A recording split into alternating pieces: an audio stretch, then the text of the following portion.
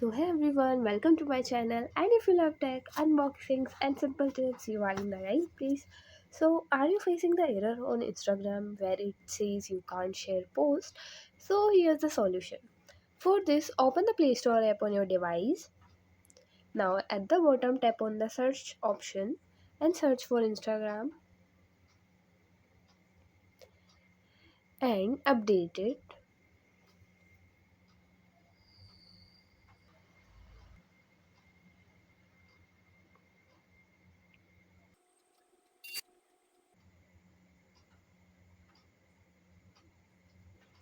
Now, go back to the home page and tap on the Instagram icon for a few seconds. Now tap on info icon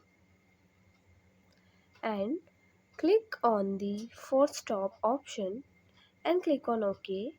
Now click on the storage and cache and tap on clear cache, and yeah, that's it.